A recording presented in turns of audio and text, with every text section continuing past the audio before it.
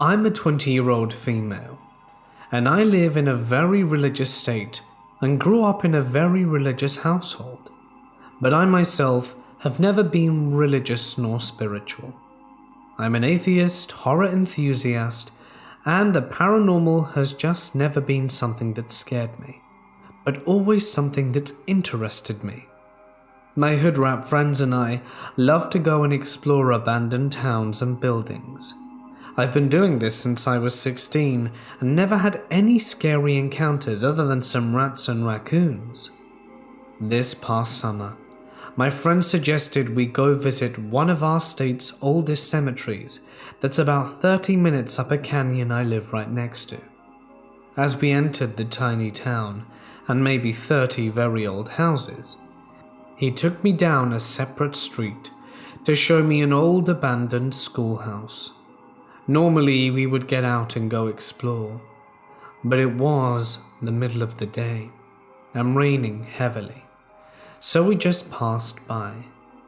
There's a plaque on the top of the school that reads 1904 and is surrounded by other very old abandoned cabins.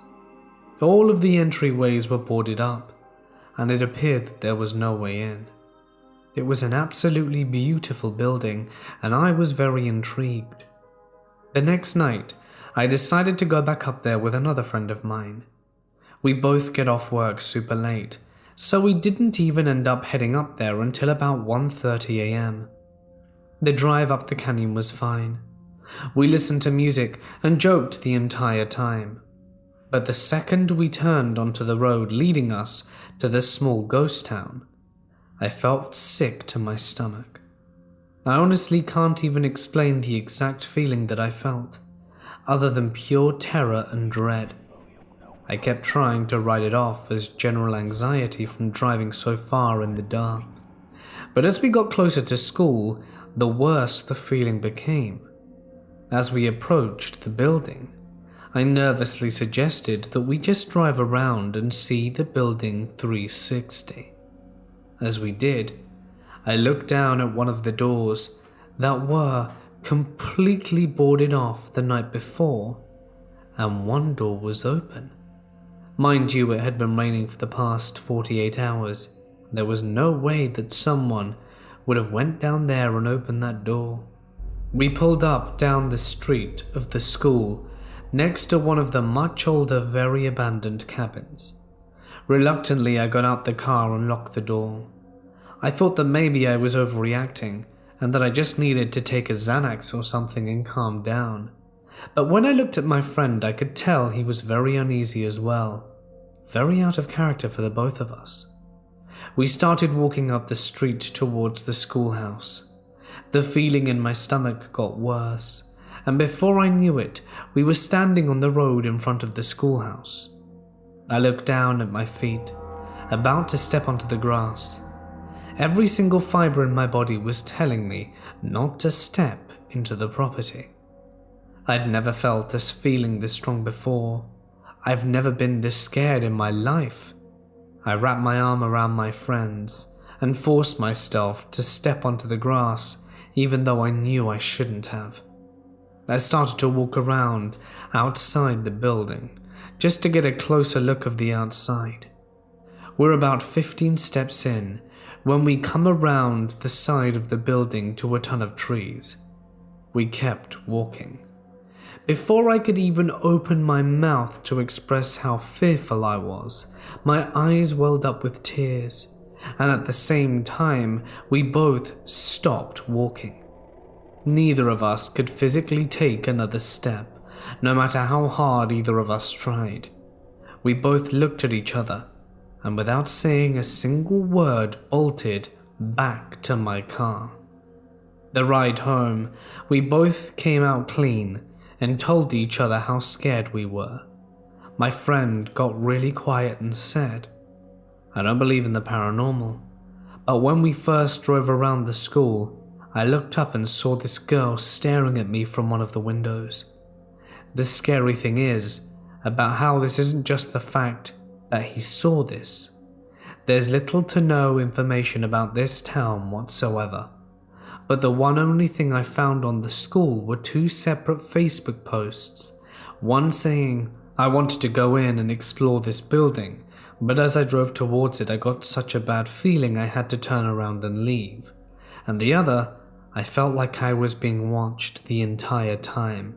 I lived across the street.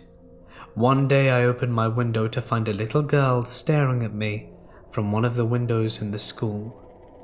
The rest of the night, I was too scared to sleep.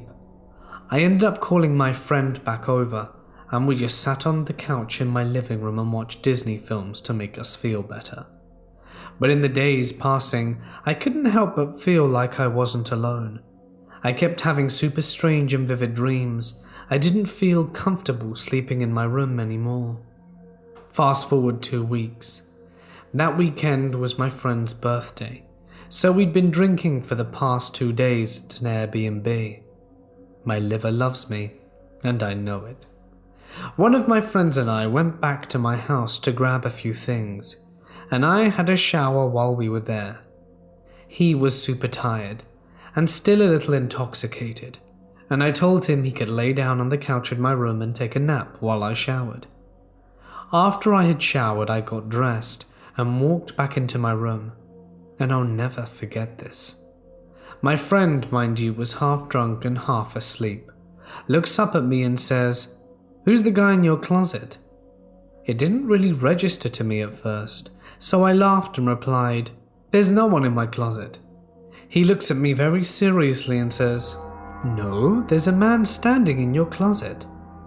He then woke up fully and explained that he was having a strange dream, but then it clicked. I felt the overwhelming sense of dread flow over me again. I had brought something back with me. I ended up begging my mother to have a priest come bless our home, again very out of character for me, and after the blessing I immediately felt comfortable and happy in my home again. But I think that's more of a mental thing for me, just being raised in a strict religious household, because I'm still definitely not religious.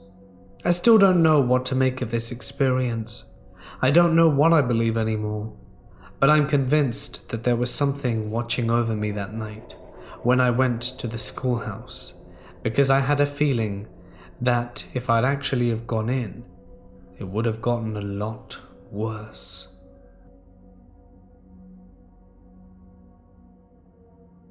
I've had a few moments that I feel fit the mold of a glitch in the Matrix. The first really big instance I can remember began so innocently. My then fiancée and I were watching something on Netflix, probably The Office, when she got up to get a drink of water. We lived in a studio that was very well arranged for the square footage. The kitchen had a bar separating it from the rest of the living room, and a wall at the end of the bar that prevented you from seeing into the kitchen from where the couch was located. The bedroom didn't have a door, but it did have an entryway instead of just being open. My fiancée calls my name rather loudly for how close I am to the kitchen from my spot on the couch. She comes around the wall from the end of the bar with that giant nervous smile she always got when she was seriously freaked out. "What's wrong, babe?" I ask. "Just come here. This is going to sound stupid," she says. She pulls me up from the couch, and I follow her around the corner to the kitchen, and up to the sink where she is pointing. "Did we have one of those before?" she says, pointing to a sprayer on our kitchen sink. A sprayer which definitely we did not have. It didn't even exist before she'd pointed it out. I feel myself go white, which may sound silly given that there was no danger. But I will tell you it was a very uncomfortable thought to know that something could just materialize like that. I pulled the sprayer out and tested it to see if it worked, and it did. I looked at Sandy and said flatly, "Nope, it wasn't." I remember there being a little circular metal cover where one should be installed, and I'm pretty sure I asked the landlord if the sink had one when I saw the model unit, and he told me that it did not, but that he could have installed one if I wanted it. But he said that we could have one installed if we wanted it. I am sure I said something along those lines, but with a lot more stumbling around, as my thoughts were dumbfounded. I should also mention, no one had been to do any work on the sink at this point. Our garbage disposal broke a few months later, but there was no point at which a sprayer could have been installed. Sandy couldn't talk, and she began to panic. I sat down on the couch with her and turned on the show, so that she could have something else to think about while we tried to figure out another way to prove that we were both just completely spaced out and that the nozzle existed.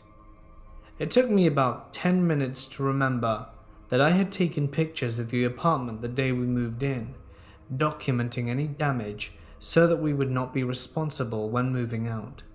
Surely there must be pictures of the sink there, I thought. I flipped through my gallery until I came to the first of the 20 or so pictures of our studio apartment. About halfway through where the pictures of the kitchen should have been, 5 or 6 of the images had been corrupted and were just blank. No other pictures in my entire gallery had been corrupted, just the ones that should have shown our kitchen, and more importantly the sink. I felt the color drain from my face even more, if that were possible. I explained to Sandy what I found, and she didn't believe me until I handed her my phone. That probably wasn't the best idea, because I spent the rest of my night comforting her. I will say that around 4 hours later she randomly said, "Oh, I remember using the sprayer," and promptly stopped being freaked out. My honest opinion, given how stable my now ex-fiancé was, is that she could not handle the idea something so bizarre could happen, and fabricated a memory to ease her mind. That would not be the first nor last time she invented something happening to make her life a little easier. On another occasion, I was out driving with the same ex in the passenger seat. She had this thing where she liked to count how many dogs she saw in a day, which was admittedly pretty cute. Well, we saw this guy walking his dog. The dog was on a leash. We didn't get a good look as we were driving by at a decent pace, and as we passed the man, he passed behind a telephone pole just before an underpass. As he emerged from the other side of the pole, we both saw there was no dog with him as he came into view. There was a small wall alongside where the man was walking, and for the dog to have gone anywhere, he would have had to have run directly into traffic. Not only that, but the man just continued walking with no leash and no dog, and no panic of an owner or dog walker just having lost hold of their leash. We looked at each other wide-eyed, and I asked her if she saw the dog, and she said she did, as she was just about to count it as it was the first dog she'd seen that day. She described the exact same thing I witnessed, that when the man crossed behind the telephone pole, the dog went behind him but didn't come out the other side. I'm sure everyone listening to this is aware of how hard it would be to miss a dog crossing behind a telephone pole, even if it turned to line up with the pole. And why would it do that anyway? Anyway, I found it very disconcerting.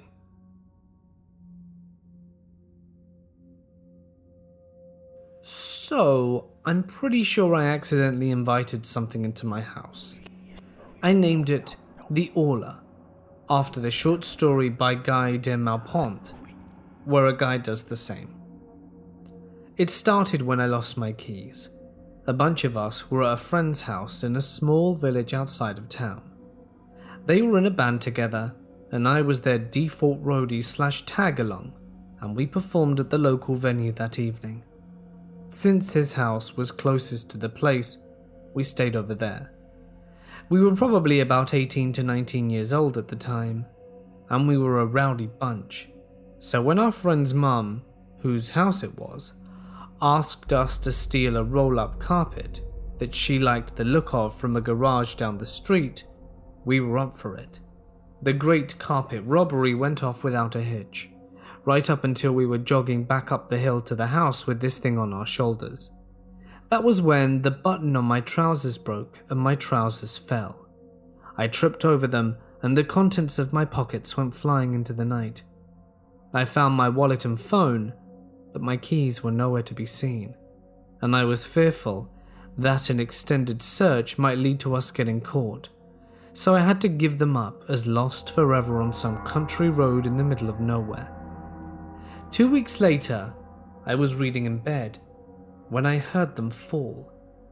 I had a half-attic conversion, which was a pretty big space.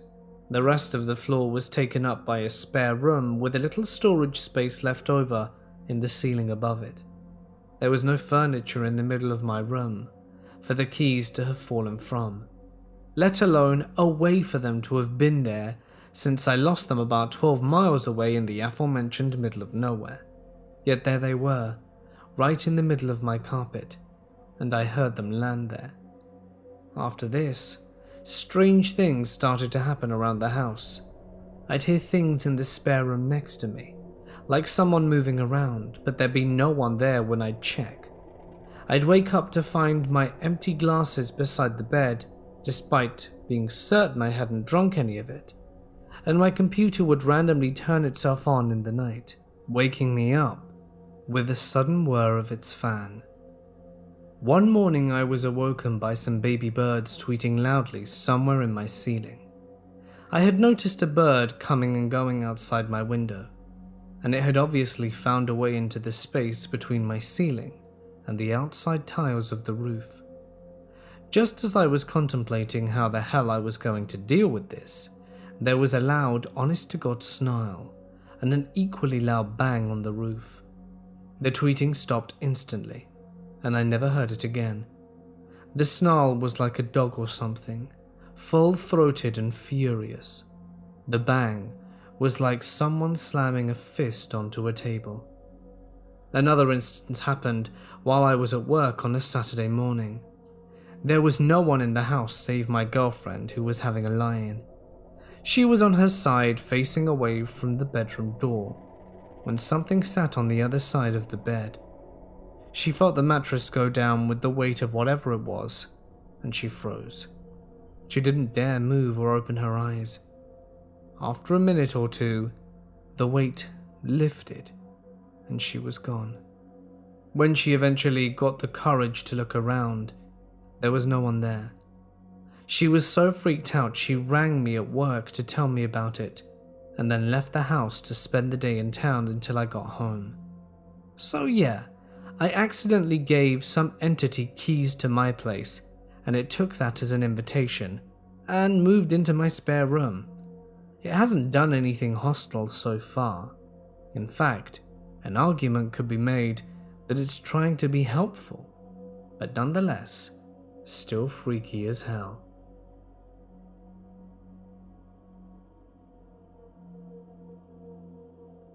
When I was 6 or 7 years old, when my older brother and sister left state to go stay with our dad, I was too young to join them, so I had to stay in the room my sister and I shared, alone, which creeped me out a bit, as it was a big old farmhouse with a rusty green roof, and that room always seemed darker than the others. In the middle of the night, I woke up to something tapping on my sister's bed on the other side of the room.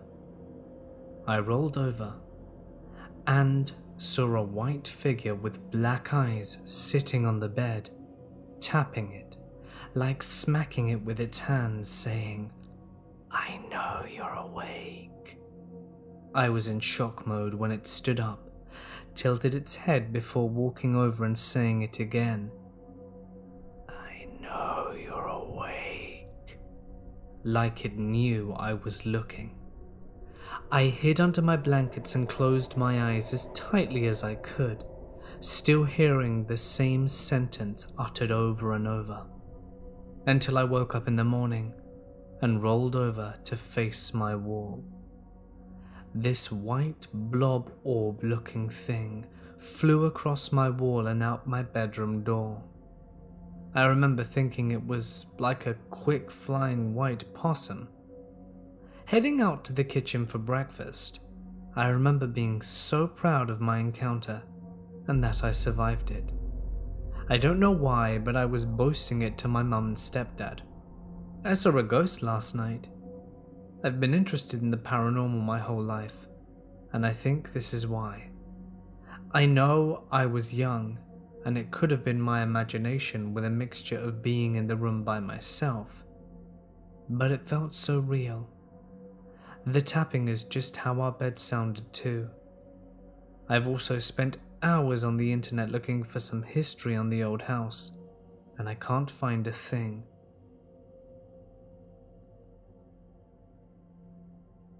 Many years ago, I awoke after what was easily the most vivid and detailed dream I'd ever had. In this dream, my life had simply gone on and on. I got married, moved, changed jobs, had a house and kids, and nothing was out the ordinary. Then suddenly I woke up, and I was back in my small Boston apartment, lying next to my girlfriend, and it was like a huge part of my life had never happened. The closest way I can describe it would be the feeling you get if you woke up one morning and found yourself wherever you were 15 to 20 years ago. Everyone you'd ever met in those years never existed. Every life achievement you had was a lie. Every memory was false, and your entire life had instantly rewound back to a random moment many years in your past. I was so shocked and traumatized by this that I remember waking up and sobbing uncontrollably for hours, like I was grieving for the death of all my family, which in a way I was. The unexplainably bizarre part to me was how mundane this dream was.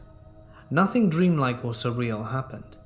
It felt absolutely like real life. The only difference was the time scale. In this dream, the time elapsed and was easily at least 15 or 20 years. To this day, I can still recall bits and pieces, including vague memories of my family's face, and I start to feel like I'm going to cry again. And sometimes I can also start to get emotional at the thought that someday I may not remember anything of the dream at all, and all those people and life memories will be gone forever. I'd never had anything like this happen before nor since, but it's still one of the most deeply scarring events that's ever happened to me, and one that I have yet to explain or understand.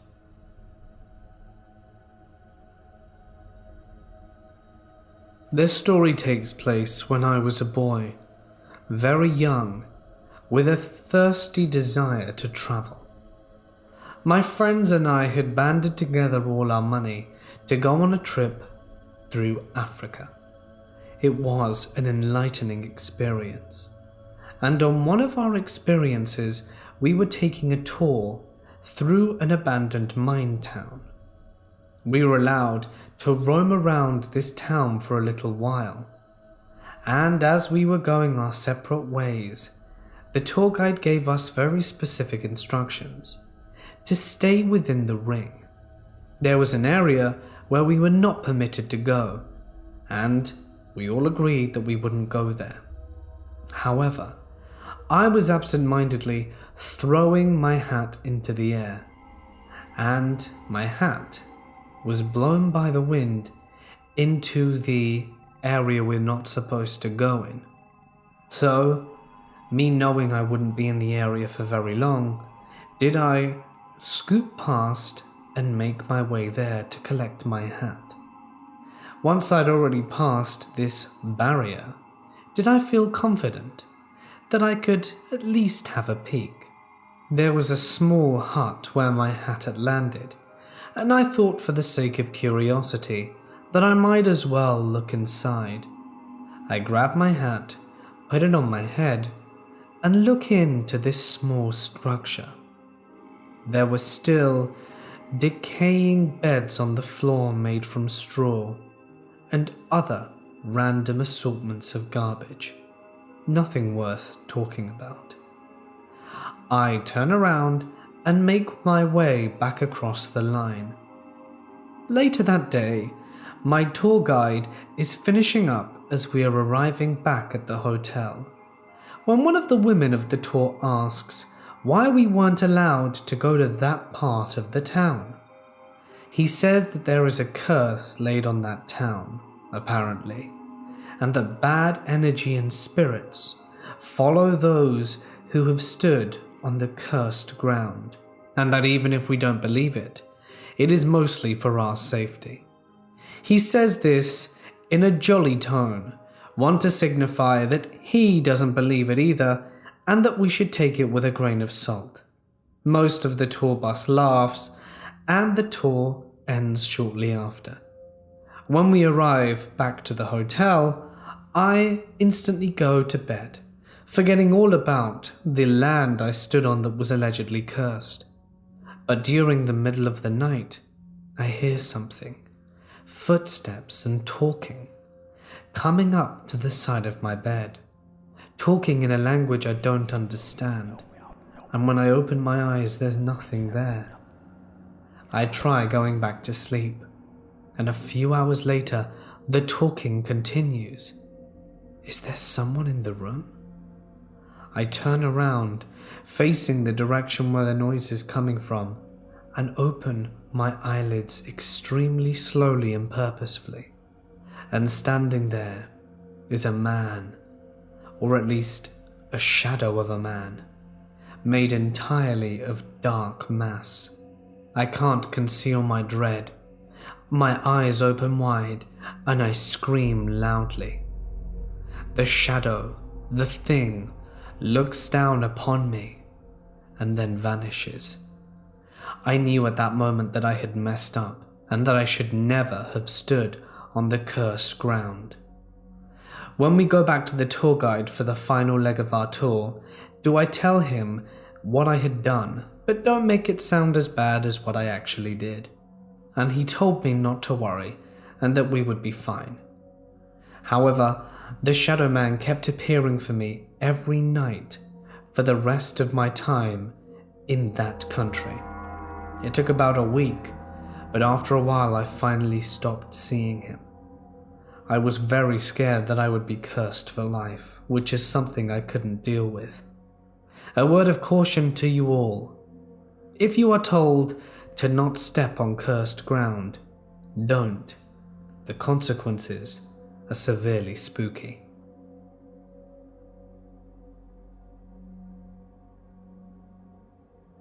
I have 3 separate experiences to share. The first is when I was 15. It was an ordinary school day, and I was on the bus going to school. Usually I sit by the window and watch all the buildings that we pass by, so I happened to memorize the ones that stood out. One of those was an old grocery store that is right next to a pet shop where I bought my dog. I know that once I pass those buildings, I am 5 minutes away from school, and that I need to get ready.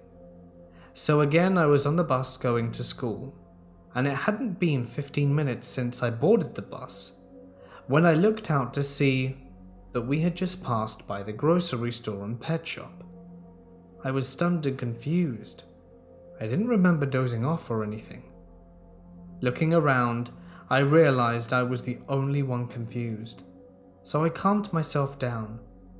Once I was done arranging my stuff, putting on my necktie and such, I looked out the window, and to my absolute shock, we were passing the grocery store and pet shop again.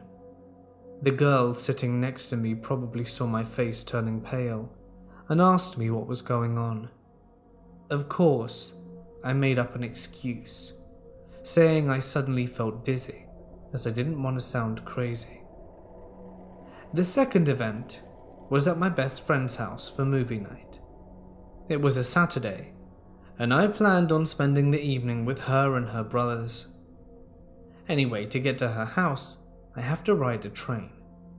My stop was on the 12th station after I initially boarded the subway, and it was a bit of a habit of mine to stop what I'm doing every time the train stops so that I know where I'm currently at.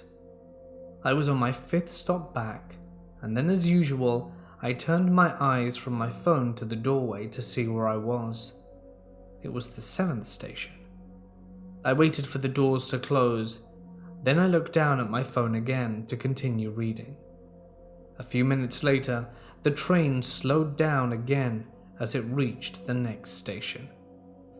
Once it finally stopped, the doors opened, and I realized I had reached my destination. I even blinked twice to ensure I wasn't seeing things, but sure enough, we were really here.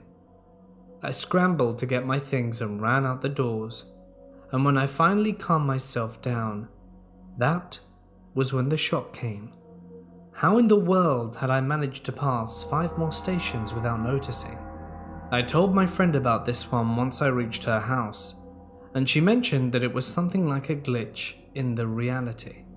It kind of annoyed me to see that this amused her, to know that I experienced something like it, but nonetheless, I ignored it, and we went on with our day. This 3rd experience happened in my own home recently.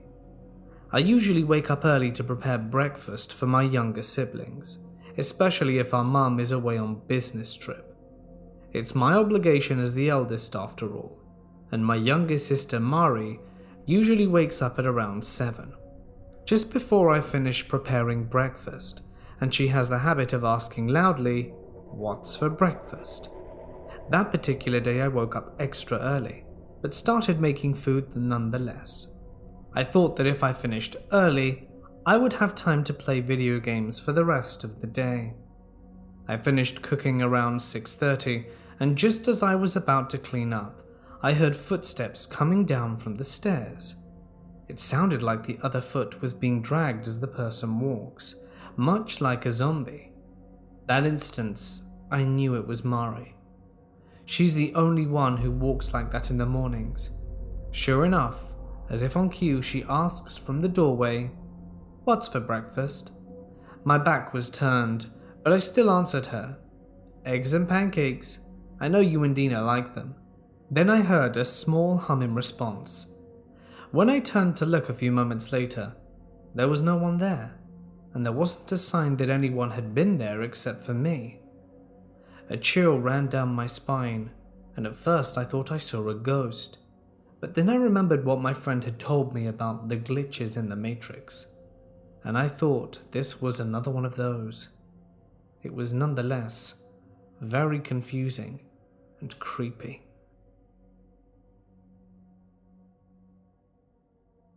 About 8 years ago, my family and I took a trip down to Tombstone, Arizona, one of the more famous ghost towns in that area of the US.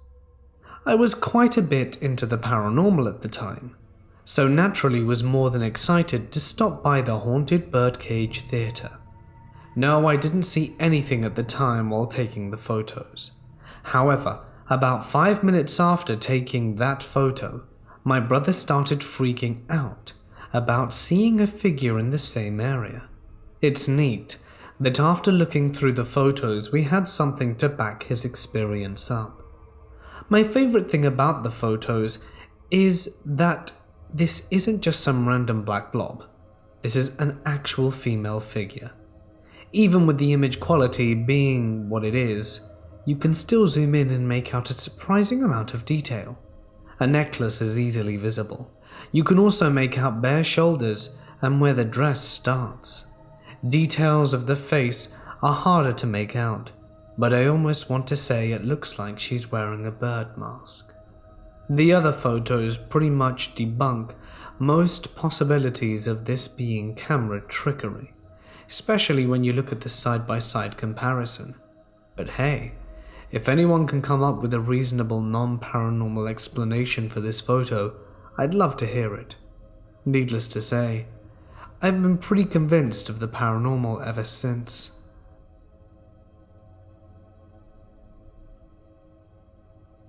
I grew up in a really old house. It was nearing 100 years old right before I moved out, and it used to be a post office or something way back in the day.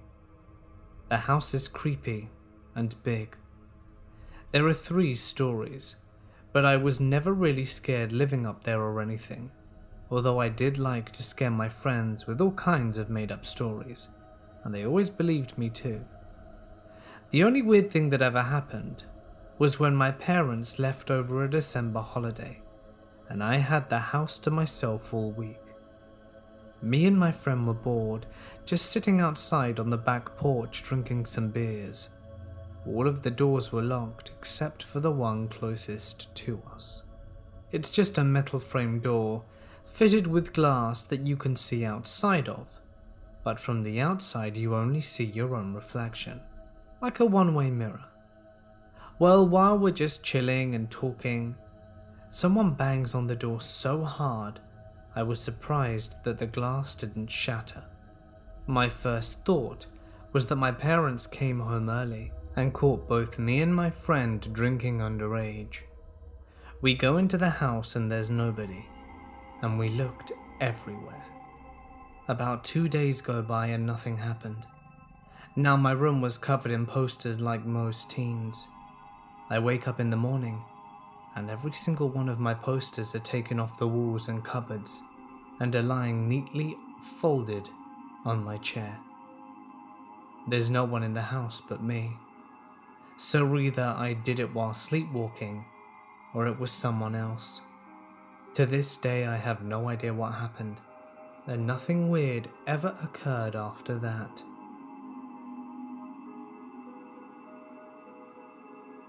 I was sleeping with my girlfriend in her grandmother's house. This night, she was crying because her grandmother had been acting very mean to her. So I woke up from bed and tried to go downstairs to speak to the grandmother. I had to cross another room to get to the stairs. When I got in there, the place was dark as hell. I couldn't find the light and couldn't see my own hands. After a few steps, I couldn't even see my girlfriend's room, even though I'd left the door open. So I made my way to the opposite wall, where there should have been a door. But all I touch is wood. No furniture, no door, only wood everywhere I put my hands. At this time, I saw some grey smoke from the corner of my eyes, at the place where a mirror should have been. I started freaking out a little bit, and I decided to go take my phone into the bedroom to make some light. I couldn't see the bedroom, so I followed the cries of my girlfriend. I couldn't call her because she was trying to sleep. The cries get louder. I find a door, I turn on the lights, and I'm not in my girlfriend's room. I'm in the stairs, at the exact opposite place I was supposed to be. This made no sense according to the directions I took in the room and the source of the cries. So I go downstairs to speak to the grandmother. Then I go back upstairs. This time the room wasn't so dark anymore. I could clearly see the furniture and the door of my girlfriend's room. Strangely, there was no wood. The walls were now stone. I really didn't know what all the wood was when I touched it before, since nothing matched the surface I felt under my fingers. I get in bed with my girlfriend and she asks me, "Why did you sleep in the other room?" "I haven't," I said. "Don't lie. I heard you in bed with the mattress squeaking." Turns out she felt like I had left for far longer than I had, and she couldn't see the door of her own bedroom during all this time. The day after, we tried to investigate the room, but there was definitely no wooden surface. We asked the grandmother, who told us several people had died in this room, as it's a very old European house. She'd also fallen unconscious twice in this very place, 1 year ago to the day. This happened some months ago, and I still can't explain what happened this night.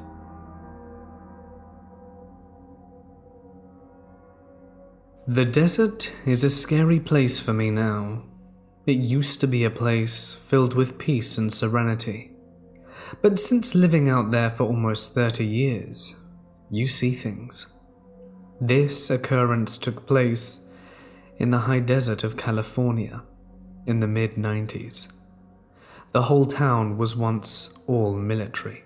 There is a military plant there and a prison. The streets to this day consists of numbers and letters, for example, Avenue O and 178th Street. You always heard stories of people missing and underground tunnels. In fact, a friend of mine kept getting a draft coming in from his closet in his childhood home. After he grew up, he checked it out and found an opening to one of these such tunnels. He called me over to check it out, but after I got there and we went through the opening, I was too freaked out to go more than 10 feet in. When I turned around and told him, this might be how people disappear. You always saw things late at night off in the distance, far past the lights of the small town. Strange glowing lights that shot straight up, and things in the sky that you never spoke about. Life was pretty carefree back then. If you wanted to visit though, you would have to drive down long desert roads and sometimes end up coming home late at night in the pitch black because there were no streetlights. I remember coming home late one night with my boyfriend at the time and another friend, and we pulled over for some reason. Something compelled me to get out of the car and look to the stars. We were in the middle of nowhere, but we could hear what sounded like machinery and muffled clanks from metal. We all started looking around, but didn't see anything. Just then, we felt a vibration under our feet. I crouched down on the street and put my ear to the ground. It was coming from under us. We all listened intently and heard far down voices, but couldn't make out what was being said. We all stood up and were discussing what it might have been when we saw a small red light on the horizon that was getting closer. We piled into the car and got out of there. We only shared this with a few friends, and they had experienced the same thing. A year later, I told a friend that I had started a small business hauling, but there was a big job, so I needed to borrow a trailer. He said he had a few so I could use one, and that I should go back to his property to check it out. It was just starting to get dark when he pulled out his new toy. It was military-grade night vision binoculars. He told me to wait until it got dark to leave, because he wanted to show me something creepy. I was all in. Later, we walked towards the back of his property, looking out at nothing. No lights, no roads, nothing but the barren desert. He pointed the binoculars east, and oh my, there were people out there coming out of the ground and moving around. What the hell am I looking at? He told me his family call them ground dwellers, and they're located in various parts of the desert. It gave me the heebie-jeebies, and needless to say, I never went to his house after dark again.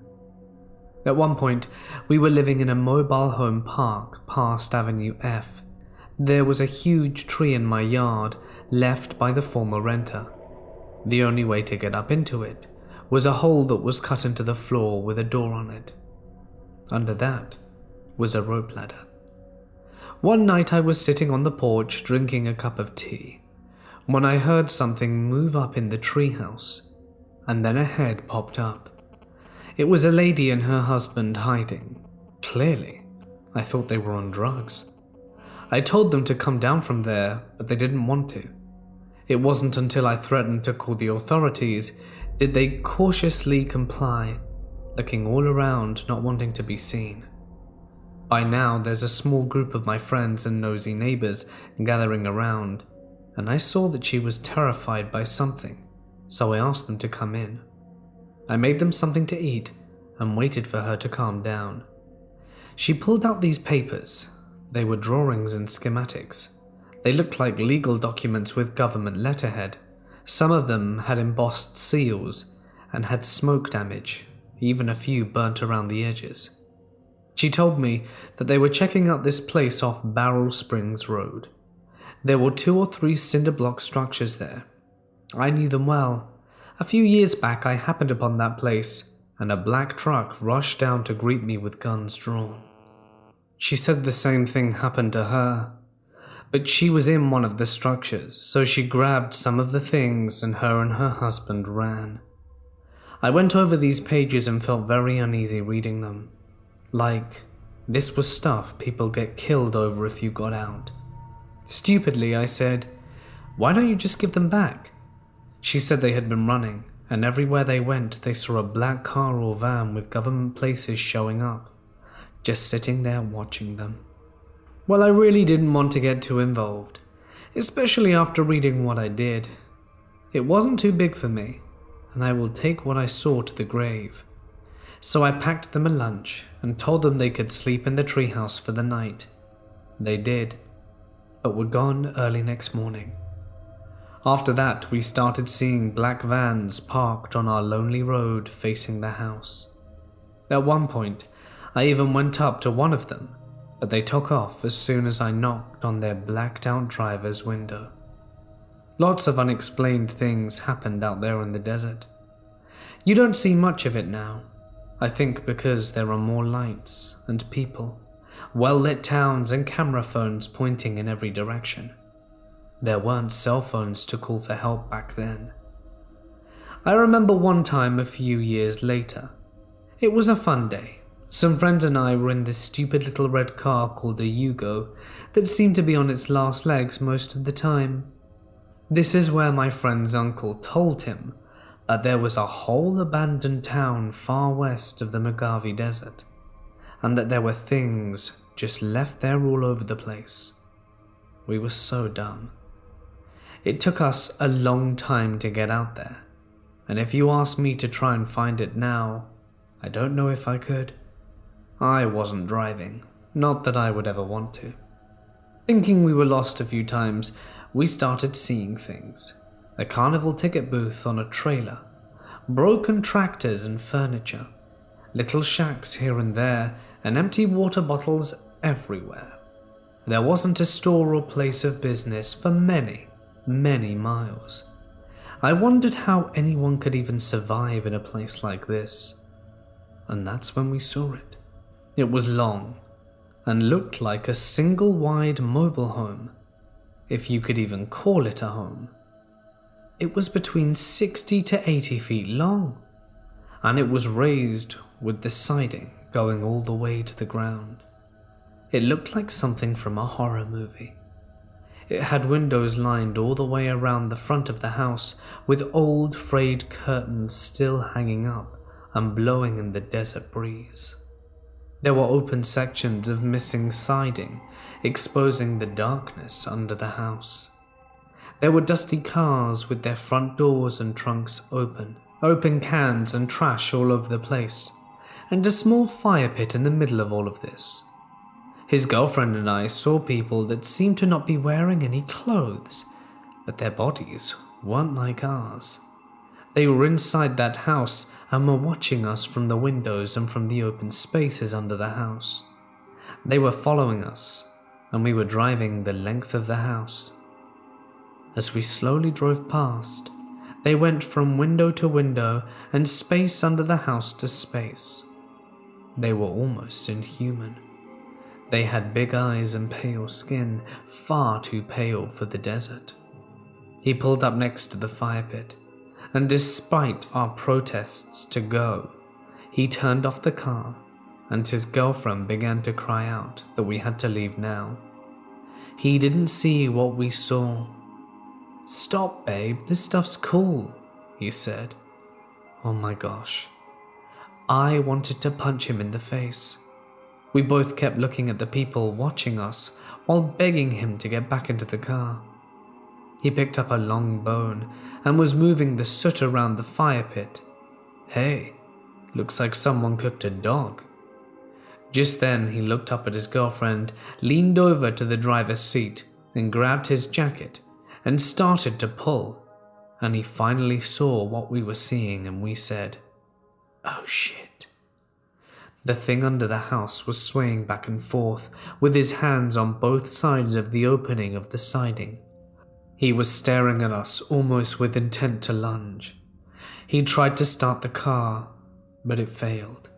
Thinking that this was the end, eaten in the desert, I started to beat on the back of his seat, screaming to start the car, and after 3 tries, we tore out of there in a cloud of dust. We pulled over far from that location and tried to compose ourselves. Never, ever would we return. I don't think ghost towns from this point on were a good idea. We didn't talk about what we saw after that. I think we were in disbelief that it even happened. There were so many things that occurred in the desert back in the day, too many to even come close to tell you.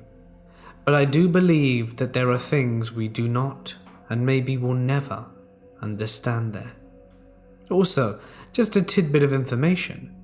Rosamond way back in the day was a toxic dump site. That's why the houses were so cheap. You ask anyone now, and they won't know what you're talking about.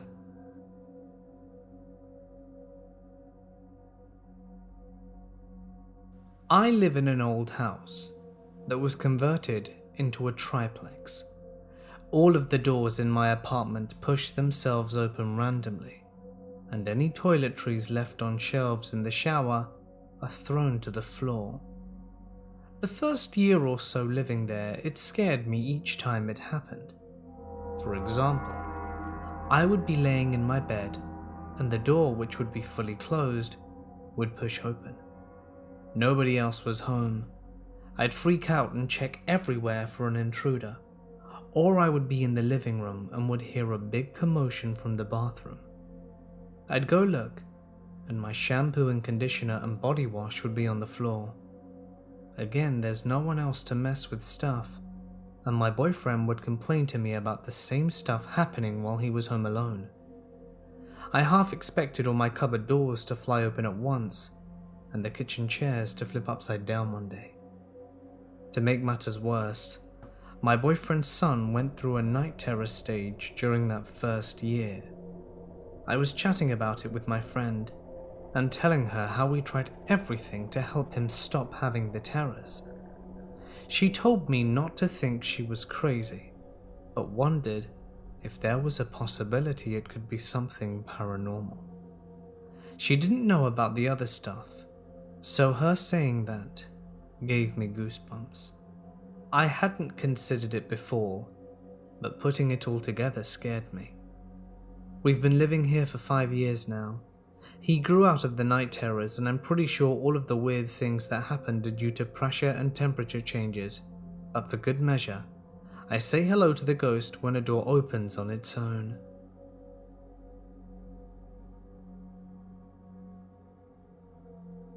I live in New York, and have done for a number of years.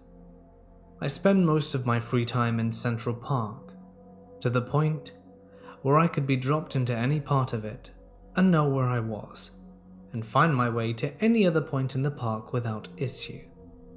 Which is why this is so disturbing. I was walking home in the evening from the west side of the park. I had to walk directly across a wide open field to the east side of the park. No winding paths, no obstructions to get around. Just walk straight across some ball fields while looking directly at a distinctly ugly building on the east side. I walk for about 15 minutes towards the distinctively ugly building, which puts me on the east side of the park. I pass some guys playing baseball and a playground with a big concrete climbing thing, and walk a few more minutes and exit on the street. Immediately I know something is wrong, but it's so bizarre that it takes me a minute to figure out what. The park is on the wrong side of me. Sure enough, I look up, and the sign says W100th. I'm back where I started, feeling incredibly disoriented and all around confused. Okay, that was weird. I must have just spaced out somehow and gotten turned around. Back into the park I go, and this time I make it a point to keep checking that the distinctively ugly building on the east side is in my line of sight and concentrate. I walk halfway across the field, checking the distinctively ugly building. I walk past the same baseball game.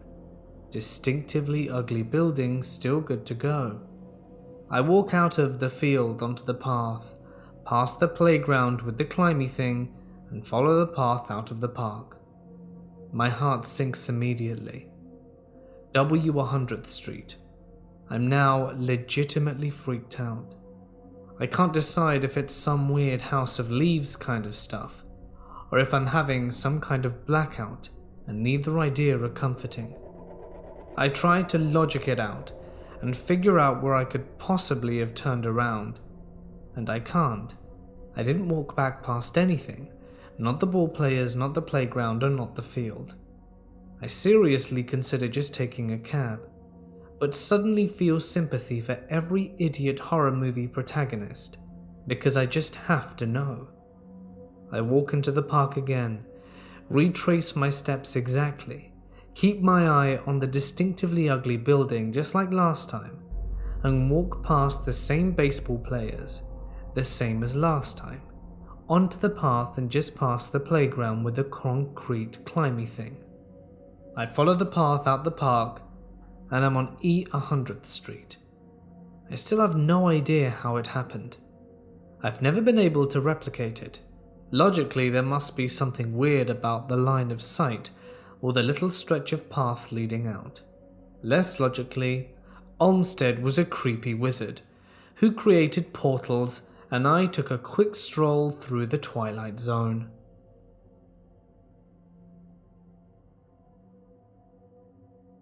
So my cousin and I thought it would be a good idea to visit a ghost town that was located nearby.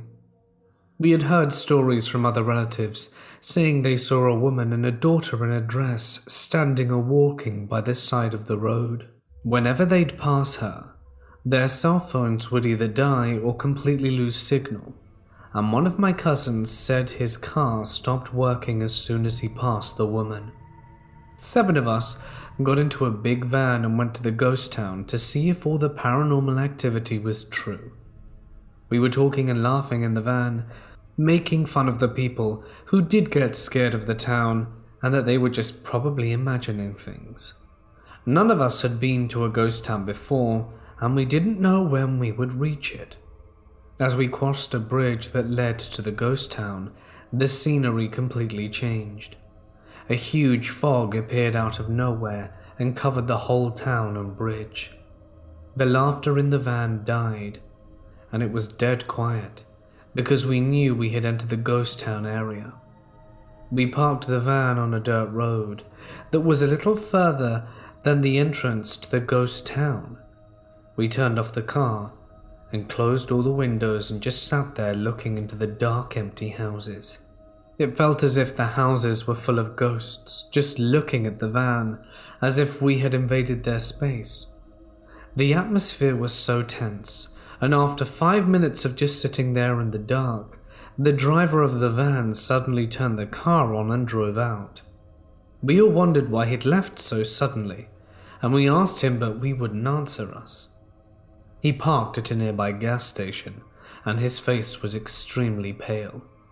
He finally started talking, and said he saw a little girl walking behind one of the houses, coming towards the van. He was so scared. You could see him trembling. He ran inside the gas station, and the cashier saw his pale face, and surprisingly, he just asked the driver if we'd just come back from the ghost town. We told the cashier that we did, and that our driver supposedly saw a little ghost girl. The cashier told us that he had passed by the town a few times, and saw the same thing. He advised us that if we wanted to experience something paranormal, we should wash the car down with those little window wash things that they have at gas stations. We thought this was a good idea, so we all went out and washed the car. We washed the top of the car, the sides, the doors and the windows and all the mirrors, washed all the windows inside the car, and we took paper towels and completely dried the car inside and out. We were at the gas station parking lot for a good 10 minutes, talking to see if we were going to go back to the ghost town or just go home. We agreed to switch drivers and head back. We went back onto the dirt road and travelled into the centre of town. We sat in the van for 15 minutes, just looking out for signs of a girl or signs of activity in the houses. I can't explain how tense the atmosphere was. 7 of us, all aged 17 plus, in a van, and we had to hold hands. It was weird, but everyone was so scared we couldn't help it. After 20 minutes in the centre of the town, I had begun to see a figure in the distance. It seemed like the little girl everyone was talking about, but something was odd. It didn't look like the girl was walking. She was making these odd movements as if she was limping. I told everyone to look into the distance, and everyone said they saw her also. We watched, and after 3 to 5 seconds, the figure looked as if she were getting up. We realized she was crawling and had begun to stand up. Right when she stood up, the figure disappeared into the blackness, and a loud bang hit the driver's side. The gravel beneath the van made sounds as if someone was crawling under the car, and 3 very distinct thumping noises came from under the car. The thumping was directly below my feet, and I could feel something hitting the car. Something also stepped onto the back bumper of the van, and a small thump could be heard hitting the back window. I made the decision that we should leave immediately, and so we did. We got to the gas station, everyone got out of the car, and we all saw it. On the driver's side mirror was a large fresh handprint. We were all freaked out. I made my way to the back of the car, and there was a little footprint on the back bumper, along with a set of handprints and fingerprints on the back window. But they just wouldn't come off the car. We sat at the gas station for 30 minutes after that, just freaking out, and the prints wouldn't dry. When you touched the prints, they wouldn't feel wet, but they'd look as if they were. Everyone was scared to go back in the van, but we eventually did, and we made sure not to drive the van directly to someone's house, because in our culture, something could have clung onto the van and tried to follow us home. So we went to a nearby Walmart. We stayed in the store for 45 minutes, came out, the prints were still there. So we had to call someone to get us and left the van in the parking lot until the next day. The prints eventually disappeared, and we took the van back to my cousin's house. We are never going to a ghost town again.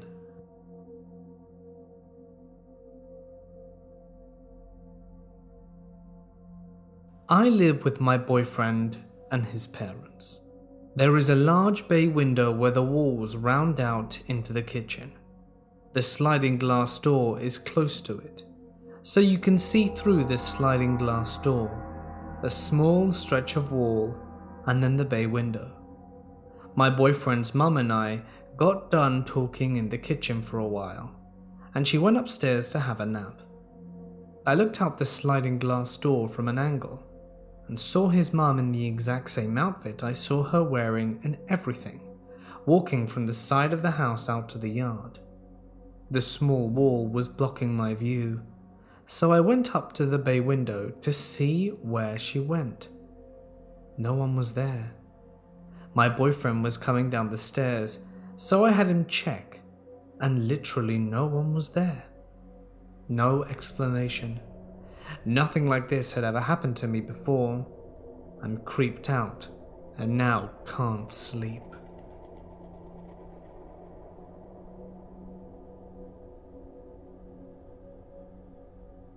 When I was 14, my family and some of our friends went to the Myrtle plantation in St. Francisville. That was a terrifying experience. When we got there, I felt like this shroud engulfed me. Before our tour, we were walking around, and I heard, "Where's Cornelia?" and just thought it was my mum's friend asking about her kid, and maybe I heard her wrong. Her kid's name was Cameron, but when I asked her husband where she was, he said she went to the bathroom inside.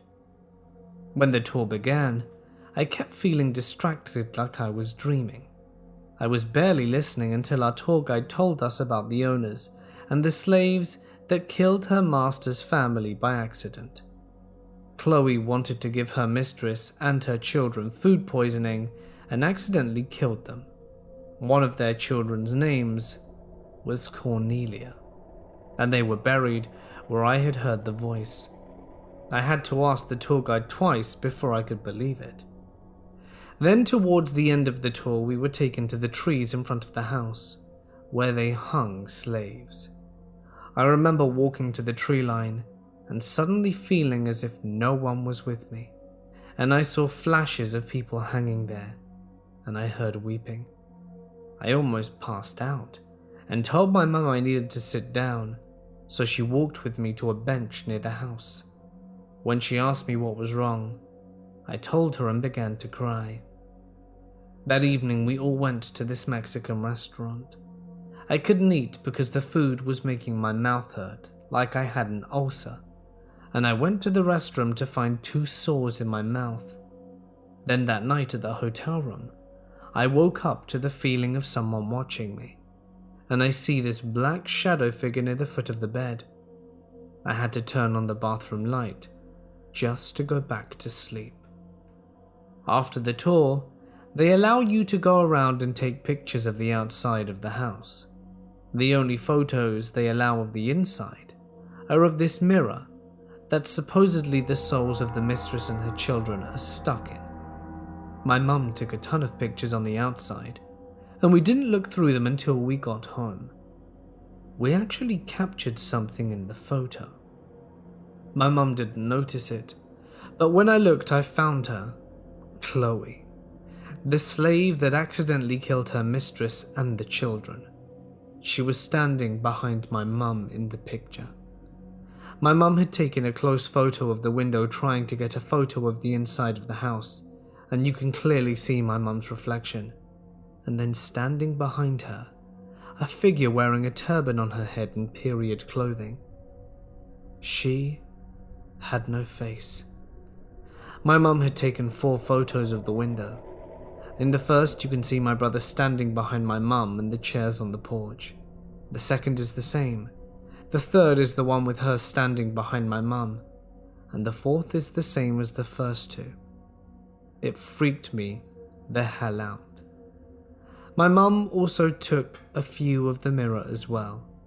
In the reflection you can see all of us, my sister and her friends up front, both with white shirts. But in the reflection there are also 3 black orbs.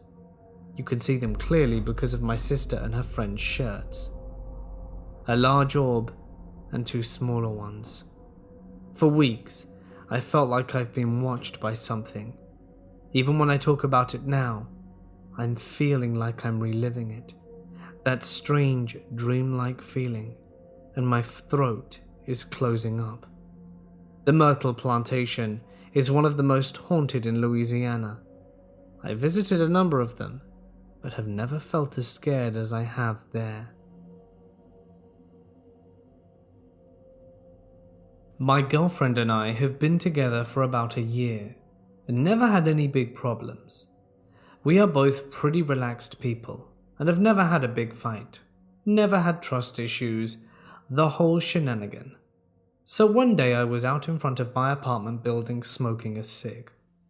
This was before we lived together.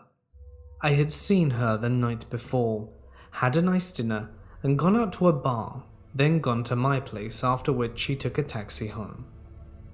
As I'm standing out in front of my apartment building, she pulls up in a taxi. I wasn't expecting her and was pleasantly surprised to see her. I put up my cigarette, smiled, walked up to her and said, "Hey, what you doing here?" She then scowls at me, slaps me square across the jaw, and I'm dumbfounded and at a loss for words. So I kind of just look at her. She never said anything, just barged past me into the building. I follow her up to my apartment, asking her what was happening. The whole way she goes up, she goes into my apartment, grabs her bag and some of her stuff she left there, throws a few things at me, breaking a glass or two, and knocking down a bunch of stuff on a shelf. She calls me a pig, says she knows everything, and that I've broken her heart. I'm trying to figure out what's going on, obviously, and she stops on her way out when I touch her sleeve, glares at me again, and slaps me. She tells me something along the lines of, "I hope I never see you again," and walks out. I followed her to the street, and she got in her cab and drove off. The street was pretty empty, and this was about 8 or 9 a.m.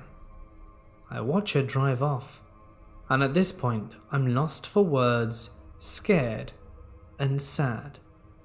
Then as I'm watching the cab drive away, someone hugs me from around my waist from behind.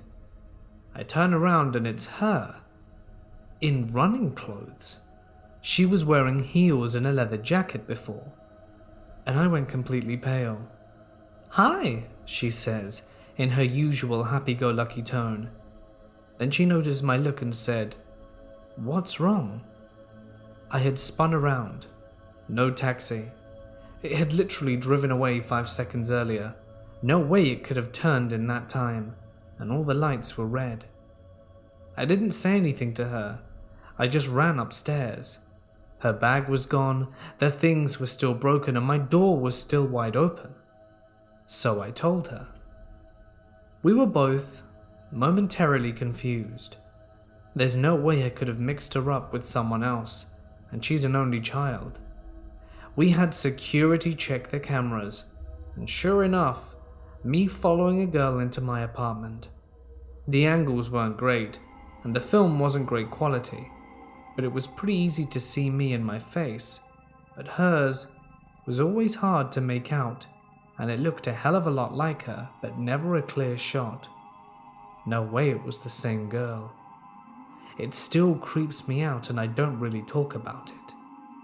We also filed the police report. They came, gathered up the broken stuff, and found only my fingerprints and my girlfriend's on them, same as with my door. And this girl got into the building by herself, which means she knew my door code. Her typing is on the footage. I just hope I never see her again. A little while later, I had a professor from Columbia who's a family friend, and we spoke about this situation hypothetically, and not wanting to sound the fool. He teaches something like philosophy and other things to do with superstition and explaining the unexplainable. One of his explanations was very close to this. Somehow, a mirror of our world running a nearly identical timeline folded over ours or collided with ours temporarily. Maybe she saw me at the bar the night before with another girl, my girlfriend, not seeing her face, and decided to break up with me the next morning, come to my apartment, and then the amount of a disturbance that resulted in caused our two worlds to break apart right as she drove away. I'm not really one to believe in those things, but after this, I don't consider anything impossible. That also makes me wonder if it's true. How much did I mess up in this mirror world? Things can't possibly be the same there now as she broke up with me. I don't know. It's a lot to think about. This is the first time my girlfriend and I have gone into really thinking about this for a while, and it's scared and shaken me a lot. Last year, I was cycling in Tuscany on holiday. I knew the guy who ran it, as it was my coach who also runs a national race team. We're a close-knit bunch on the holiday, as most people know each other from riding together back home. Later in our trip, the coach is talking about something strange that happened to him the night before. I didn't hear him at the time, as I was using the climbs as training and pushing on. We stop for lunch and he starts talking about his experience, and I ask him what he's talking about. He goes on to explain that he was asleep, and then all of a sudden he starts hearing talking, but just a little bit, as he thinks that it's very weird, as he's alone in that part of the villa, as it's a massive place that's been split into apartments. And he sits up and then gets pushed back down. In the morning, he calls his wife back home, and she said she'd felt something when she was out there with him earlier that week, like she was being watched. Now, on hearing this, I started mocking him, and back at the villa, I carry it on. So 2 nights later, it's still a topic for jokes. We go to bed, and I crash. Then at 2 a.m. I wake up and can't sleep, so I just lay there. Then I hear talking and think that it's my mate in the room next door, who I'm sharing the apartment with, just talking to his wife back home in England. So I think nothing of it. About 30 minutes later, I'm tossing and turning when out of nowhere I feel like my head is being pushed into the pillow, and someone is holding my shoulder down as well. I was freaking out. It stops seconds later, but feels longer, and as it stops I hear a laugh, and I didn't sleep again that night. I told him in the morning what happened, and he thought I was winding him up. We've since found out that the villa has a history of things happening. Also, his apartment and mine are joined by a door. The rest are completely separate. We're back there again next month. I won't be mocking anyone though, as I don't want karma to take effect.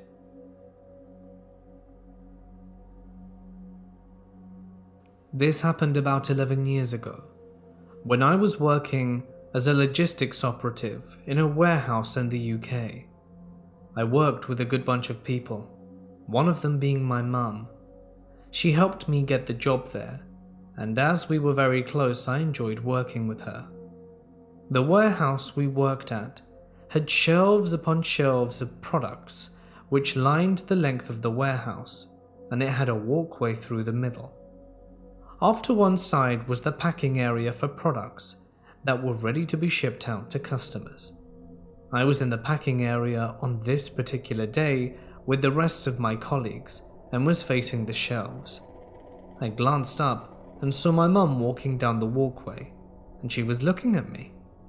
I smiled, but she didn't smile back and just kept walking with a blank expression on her face, which is not like my mum at all. She's a very happy person, everyone likes her, and like I said, we're very close, so there's no way she'd look at me without acknowledging me. I look at her with confusion sprawled all over my face, still watching her walk up the walkway away from me and everyone. Apart from the non-expressive look on her face, I remember thinking something else wasn't quite right with how she looked. There was something different that I couldn't put my finger on. Her eyes, they looked hollow, like I was looking into a dark abyss. I looked down for a split second to the job I was doing behind me, through a door that you have to have a keycard to open. At that moment, my mum walked in. I was so confused. It wasn't possible for her to be walking through the warehouse and then be behind me in a matter of seconds. I would have seen her if she had tried to got past me. There was no other way around.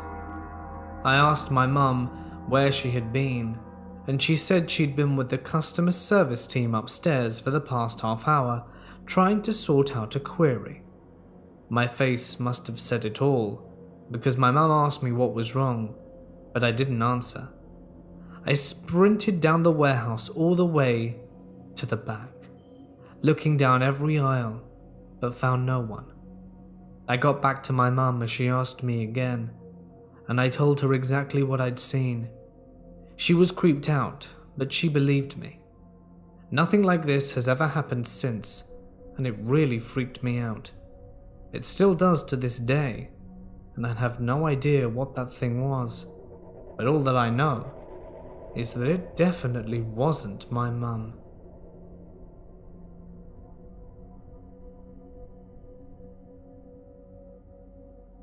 This happened to my mum, sister and me many years ago. I was around 8 and I'm 37 now. My sister is 5 years younger. Back then we lived in a city in the UK, in a not so nice part of town.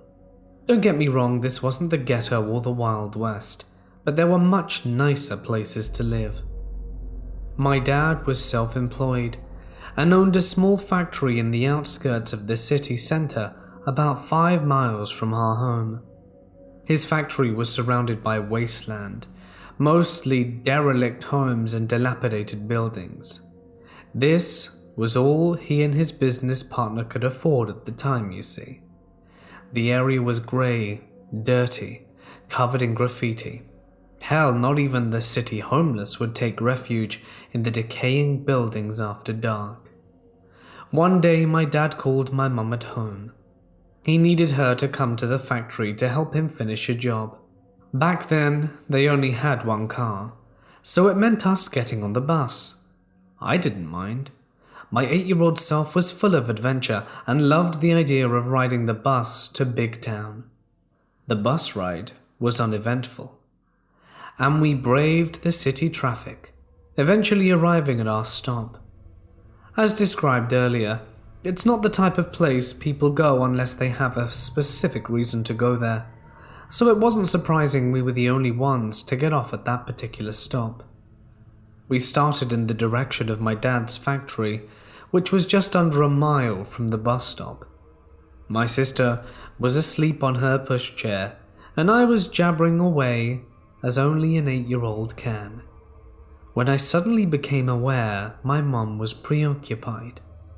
I looked at her, but she told us to keep walking in a hushed voice. I noticed she kept glancing over her shoulder.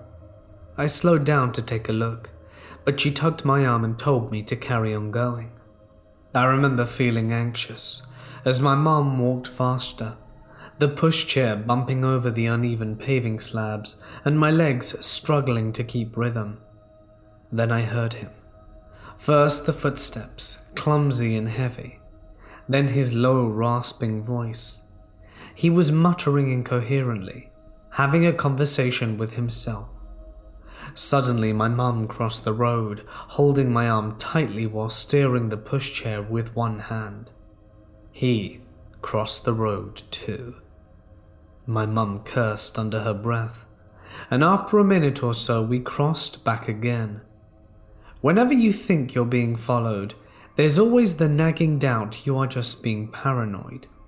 So when we crossed the same road for a 4th time in 5 minutes, with Creepy McCreepy person still hot on our tails, still muttering the occasional shout, we knew full well this guy was following us. This was back in the late 80s, so no mobile phones, no internet, and no text messaging. You really were off the grid. By now I could feel the adrenaline radiating from my mum. We were approaching a T-junction, and my dad's factory was around the corner to the left, about 400 yards down the road. If you didn't know where it was, you would assume we were heading further into the concrete ghost town.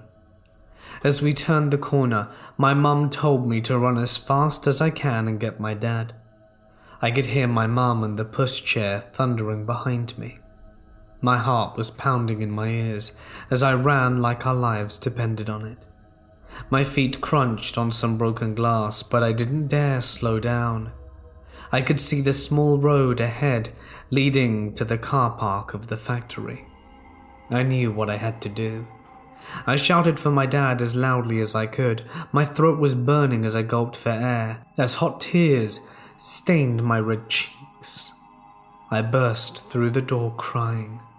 My dad heard and came out running. I didn't need to say anything. He grabbed the nearest object and ran out the door across the park. I stood looking out the doorway, sobbing heavily, watching my dad sprint across the car park. Relief washed over me as I saw the pushchair round the corner. My mum told my dad that we were being followed and pointed in the direction we had come from. My dad took off, but came back 5 minutes later. The creep was nowhere to be seen. My dad said he'd probably run off when he heard me shouting. With all the old empty buildings and wasteland, it was just too easy to disappear. My dad wanted to take the car and drive around to see if he could find him, but my mum didn't want to be left alone, even inside the sanctuary of the factory, so he agreed to finish up the job and we could go home. My parents never reported this to the police. Living in a major city, you get all kinds of unsavory characters, and because he never physically harmed us, he didn't get the chance, mind you. They probably would have chalked up his behavior to being high or mentally ill. But either way, it scared the bejesus out of us, some creep following us around in the ghost town.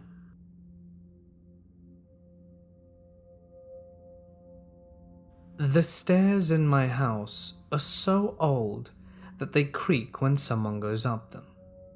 And since everyone has a different weight and a different way of walking up the stairs, I can usually tell who it is coming up. So one night, when I'm the only person in the house who's awake, I hear the stairs creak one by one, starting at the bottom. Unfamiliar footsteps. When they reach the top, I convince myself to take a look. I check. No one there. I didn't hear anyone go down the stairs, and the hallway that connects to the top of the stairs creaks just as loudly, and the door at the bottom of the stairs is closed. There was just nothing there. Nobody used the stairs. It could be explained by the house being old, but the stairs making noise one by one in the middle of the night? That just doesn't happen.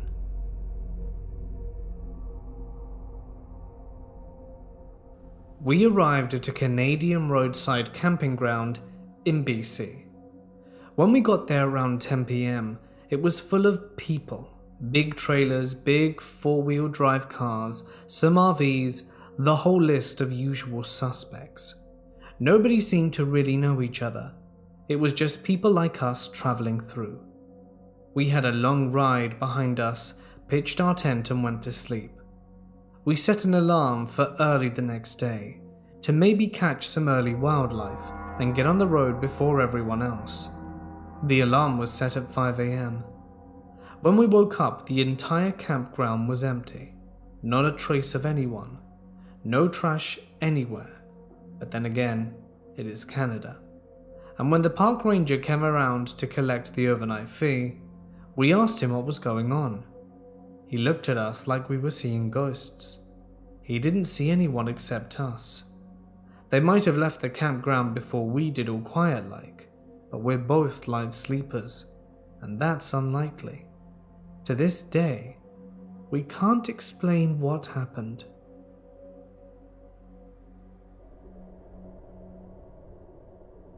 My cousin told me this story a few years ago. He was insisting I never tell anyone because they would think he's crazy. My cousin Jesse lives in Mexico. He comes over sometimes, and he always has another cousin called Johnny, who works with a small flower delivery company. It was Friday around 6 p.m. Jesse and Johnny were hanging out together playing games, when Johnny's cell phone rings. It was his boss from the flower delivery company. Apparently they had received a late order and they needed Johnny to deliver. Johnny told Jesse if he wanted to go with him, and Jesse agreed.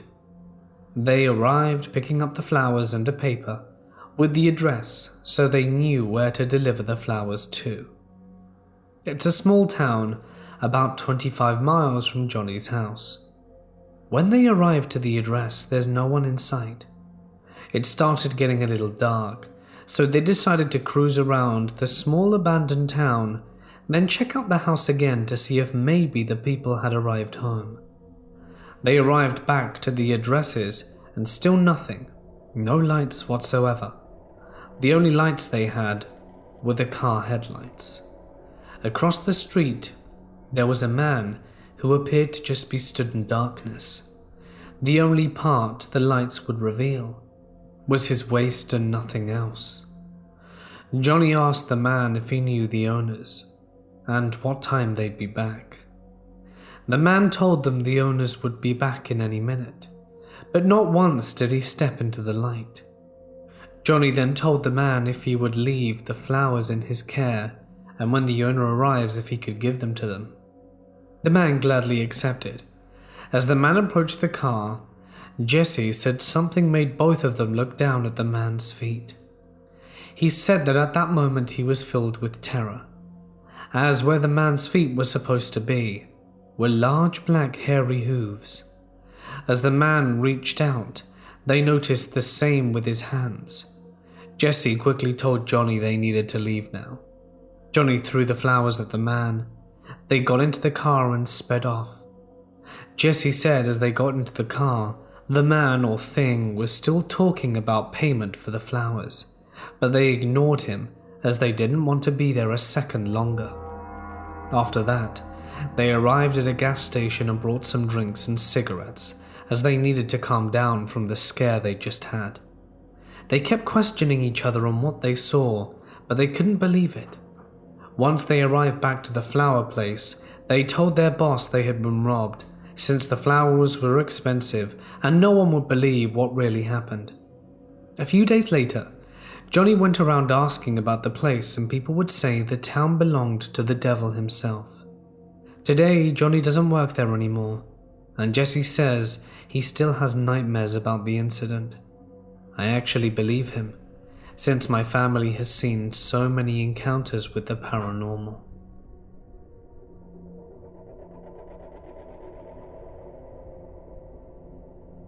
When I was 9 years old, my dog died of old age.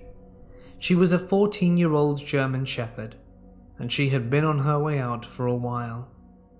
Her name was Holly, and she loved to hang out with my dad in his room.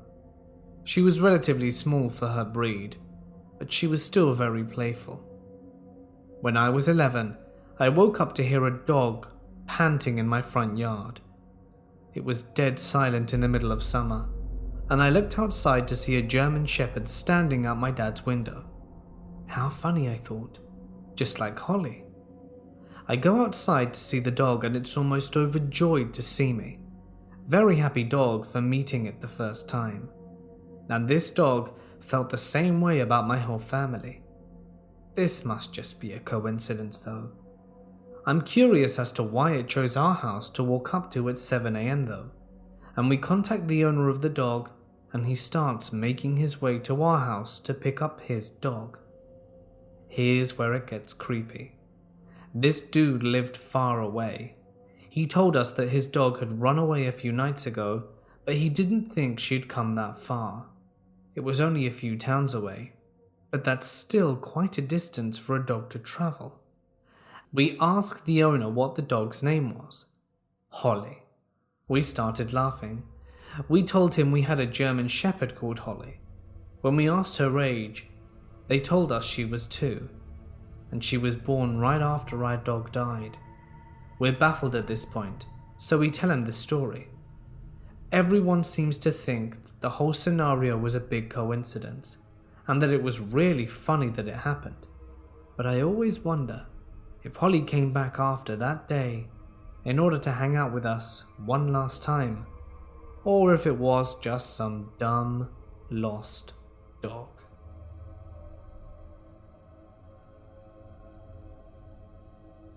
This happened around 14 years ago.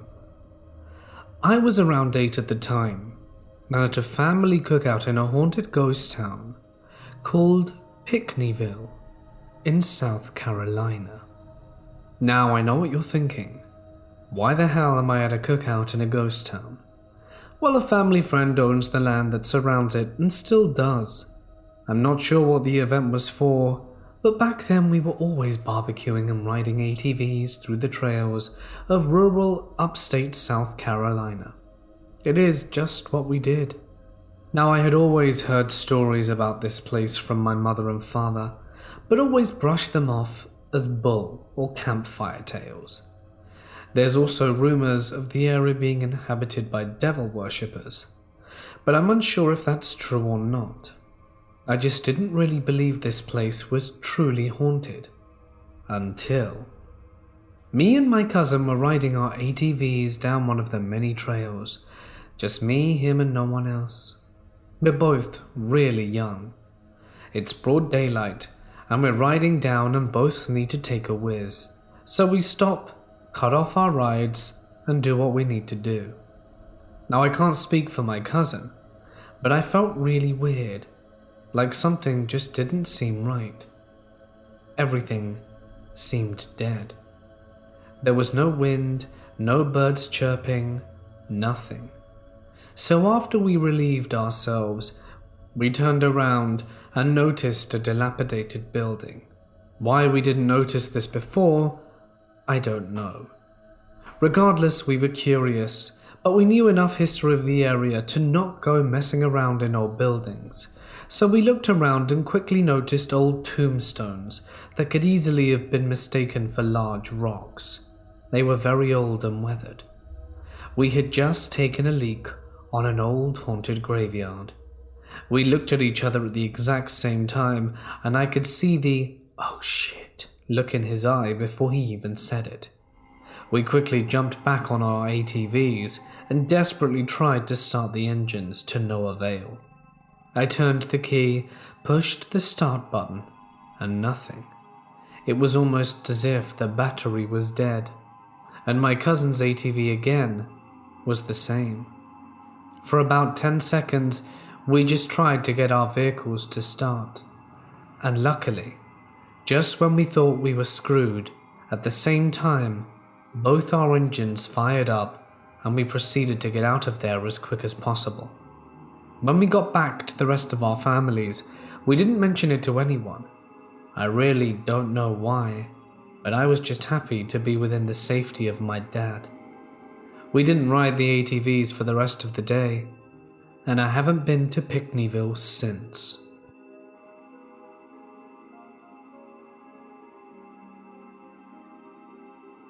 My wife has a freckle on the palm of her hand.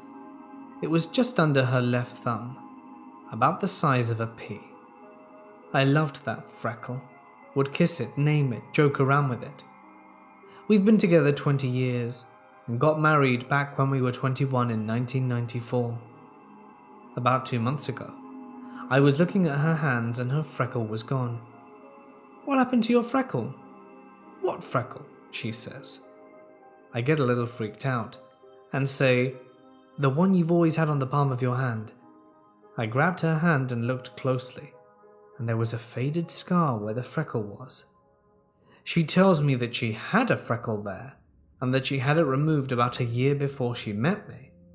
She said it popped up really quickly, and that it freaked her and her mum out because it appeared so fast, and they had it removed and tested for melanoma. It was negative. I remember that freckle, people. I remember kissing it and touching it when I would hold her hand. Like I said, this happened 2 months ago. I cannot shake the feeling that somehow my consciousness slipped sideways into a very, very similar universe to the one I started out in. But I feel like the people around me aren't really the people I used to know. It's very disconcerting. And if I didn't have really awesome compartmentalization skills, I could see this as really driving me crazy in short order.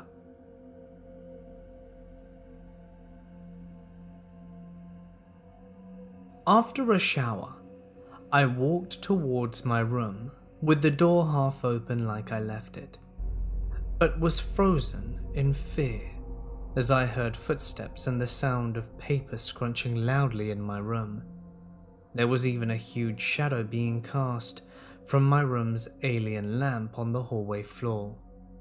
My first thought was, what's my dad doing in my room? Then I heard his voice laughing and chatting with friends and family in the lounge/kitchen. My next thought was, I hope everyone in the house isn't in the lounge/kitchen. I silently walk into the lounge room and could see everyone in the house was there and the kitchen casually chatting. My heart skipped a beat later at night. I went back to my room and noticed everything was in its place nothing seemed to have been touched, and the rest of the night was normal. I was 10 at the time, but was too scared to go into my room during that occurrence. That was over a decade ago, but I know 100% what I saw and heard, and it definitely wasn't a pet. We don't have any of them, and the footstep sounds were too loud to be something like a dog. It sounded like my dad's heavy footsteps. I know it can be explained by something rationally, but it still gives me the chills whenever I think about it to this day.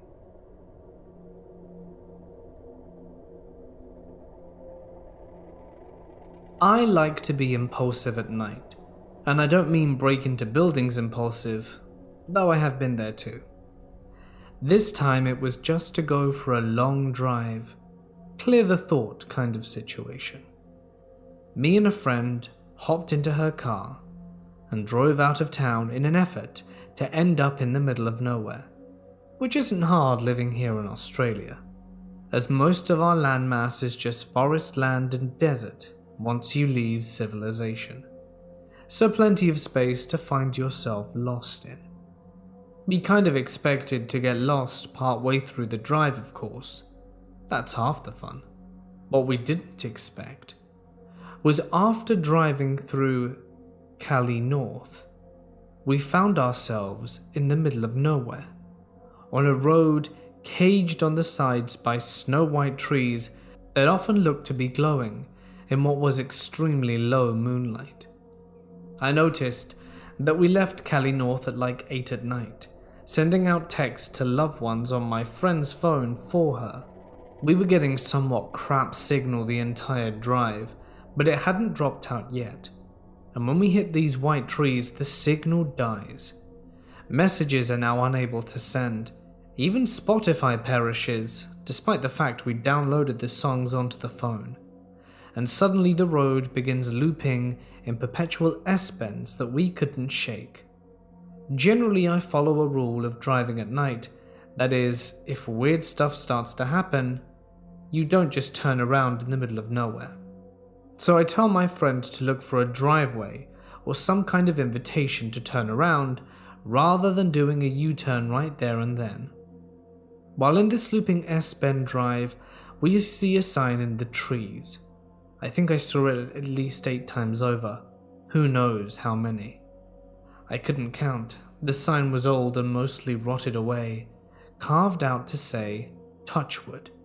And now looking for it, I can't find any sign of a road or place called Touchwood at all. We eventually do find a spot to turn around, not far from the sign. It actually looked like it appeared from nowhere, considering we'd been apparently looping for about a half hour now. After turning around, we managed to get out of there, head back to Cali North, and our signal returns. Thank goodness. Everything comes back on our phones. Signal, Spotify, the works. And we find out that a half hour spent in the loop was apparently 4 hours. It's past midnight by the time we even return to our town. Both of us are weirded out, and somewhat excited at the same time. But I've spent over half my morning looking at satellite images of the region, scouring Facebook groups of the area and such, looking for this Touchwood place, and the road we were on doesn't seem to exist. Nothing about the trip was normal. The S-bend looping roads that never stopped, and the sign repeating itself every few bends. And, of course, the 4 hours of lost time. Unsure if we drove into a pocket dimension or something, but we were very much freaked out.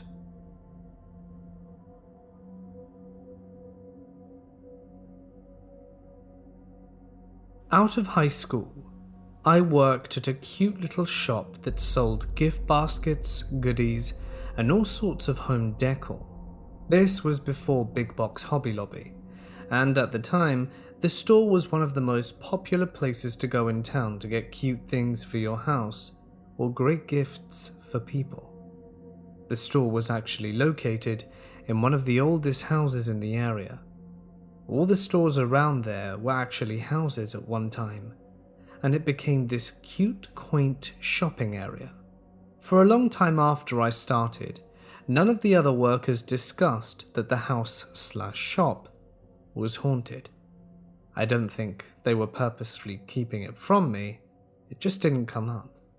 The shop/house was a 2-story, with a basement and attic as well. We always stayed open until 7:30 p.m. during the week, and there were always 2 closers for safety. When closing up, the front doors were locked to prevent any customers from coming in, and you can believe we locked that up on the dot so that we could clean up, balance the register, and get the heck out of there. There was a back door, but we kept that locked too. Those are the only 2 ways in and out of the house/store. On the night something happened to my friend Amanda and I, we were closing and the front door was locked up. We're cleaning, doing our thing as normal, and we're about to go, and had walked through the shop top to bottom, turning off all the lights, and we're standing at the back door, when out of nowhere, we heard the most evil laugh I've ever heard in my entire life. We both freak out, grab each other, and did the thing that you shouldn't do in every horror movie, which is run to the basement. In my defense, that's where the phone was. We ran back upstairs, busted out the back door, and called the cops. We called the owners too. They showed up and cleared the place, and were more than understanding, and indicated they got calls to old houses all the time. The owner's husband shows up, and he was clearly perturbed at us for having called the cops, and said that we should have called him first, and that we're just a bunch of silly girls. However, he then begins to proceed to tell us a story about how when he was doing bookwork one evening in the basement, he heard voices upstairs. So he went up to investigate, thinking his wife and daughter had stopped by. He got up, and the voices stopped. So he went back downstairs and got back to work. He said he then heard them again, and returned to the upstairs part, and this time the conversation continued while he was standing there, and he himself skedaddled out of there. He never did tell us what he overheard specifically. Obviously, the story got out amongst the staff about our experience, and people started talking about theirs. Someone told us they saw jelly jars flying right off the shelf. Another co-worker told us she would be balancing the register and she could hear furniture upstairs being dragged back and forth, when the shop was totally devoid of customers, and her closing partner was in the back cleaning up. One of the managers told us that frequently when opening in the morning, she would go upstairs to turn on all the lights and would hear sounds of little girls playing in what would have been one of the house's bedrooms. The husband and wife would get very upset if you referred to what was going on in the house/shop as a haunting or a ghost. She was a woman of great faith, and she would always say that they were her angels. I can honestly say nothing further ever happened to me when I was working there, but it was totally creepy afterwards, especially to turn the lights off upstairs or having to go to the attic and/or basement. Follow up to this story, here I am almost 20 years later, and I live across the street from someone who now owns the building and has a different shop in it. The next time I catch her, I'm going to try and not look crazy and just ask her if she's experienced anything there.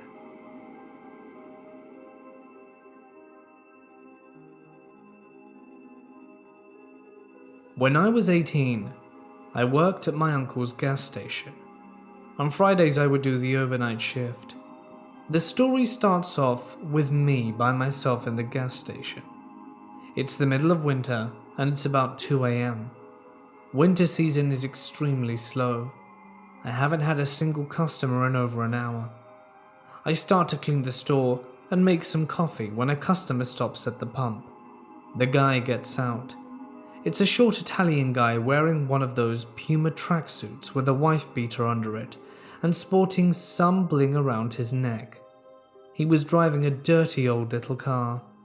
I have no idea what type it is, and I just say to the man, "How's it going? What can I get you?" This is New Jersey, so I have to pump the gas. The guy reaches into his back right pocket and pulls out a money clip with all $20 bills in it. He looks at the price, then down at his money and begins to count. I say again to the man, "What's it gonna be?" He looks up at the price, down at his money, and finally says, "I'll have $22 of the regular." While I was putting the nozzle into his car, I thought to myself, that's weird. $22? He clearly had plenty of money to make it even. But in the end, why should I care? So, as the car was getting its $22 worth of gas, I followed the man into the store. I stop at the doorway just to keep an eye on him, and he goes directly to the cold drinks, stops and stares at the first cooler in front of him. Then he looks to his right, then looks to his left, then turns around and walks out to his car. I was like, okay, weird, but by now the gas is done, and I walk up to his car, and then the man asks, "How much do I owe you?" I look at him with a confused face and say, "22, man." He says okay, and gives me two $20 bills. I give him his change, and then he goes on his way. Not 2 minutes go by, and I get another customer. It's an Indian guy driving a really nice SUV Porsche, and he's wearing some really nice looking clothes. I meet him in his car at one of the pumps. As he's getting out, I greet him and ask him what he wants. Now in this moment, I had that sense of deja vu overcome me, because he started doing everything exactly the same as the Italian guy did. When I asked what he wanted, he simply reached into his back right pocket and pulls out a money clip with all $20 bills. He looks at the price, down at his money, and I asked again, but already knew the answer. He looks at the price, then his money again, and says, "I'll have $22 of the regular." Now at this point I'm kind of freaking out. It feels like an episode from The Twilight Zone. The guy walks into the store, goes directly to the cold drinks, does the same thing as the Italian guy did. Looks right, looks left, turns around and walks to his car. I'm thinking to myself, is this really happening? By now the gas is done. I rack up the nozzle and the Indian guy asks, "How much do I owe you?" I say with a gasp, $22.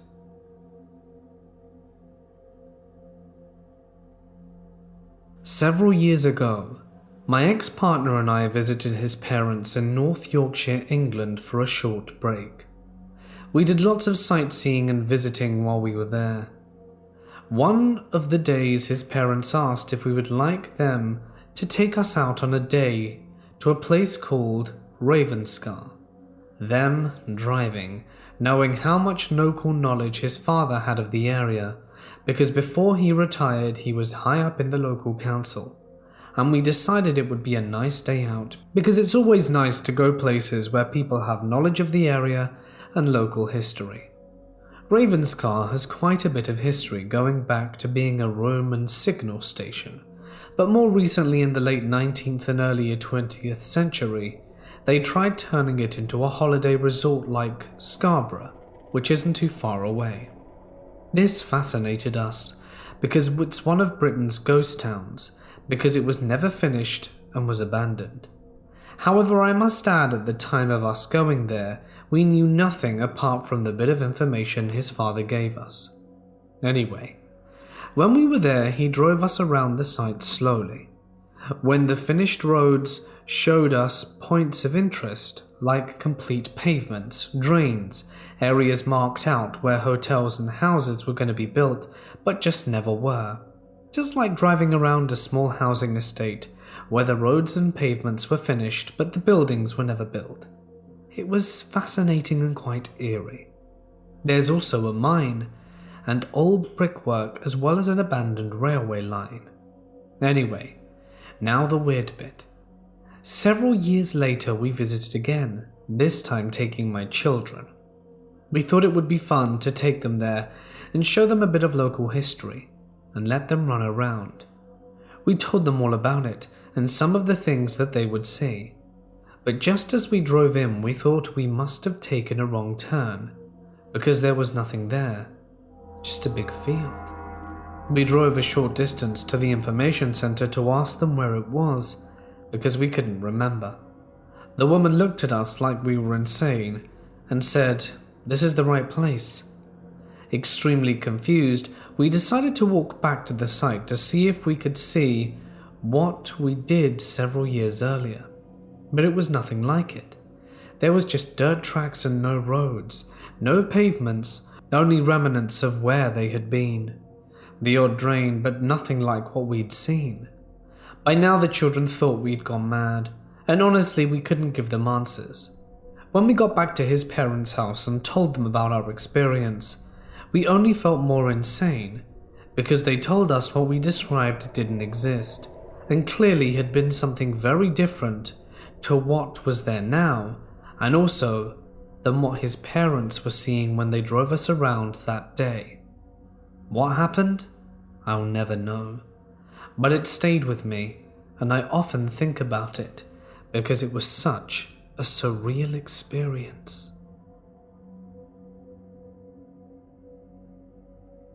In February 2018, I decided to renovate my kitchen. It was a remnant from the late 80s/early 90s, chosen by my grandparents, as it was their house originally. I couldn't afford a complete refit, so I researched decorating techniques and products that I have gained enough confidence in using in order to tackle the job myself. I'm a fairly anal person, organized to the nth degree, so when I removed the cupboard doors, I made sure to put all the screws from each door inside the cupboard I had removed them from, so I had every single screw accounted for. I did my cleaning and decorating, very pleased with the outcome, and eventually, it was time to put the cupboard doors back up. I was alone, and thought I would have no trouble putting the doors back on, since I had been the one to take them down in the first place. I picked up the first door, glad to see I still had all my screws lined up where I had left them. I struggled to get the door lined up, since I was balanced on step ladders and the hinges which I had left attached to the cupboards for convenience.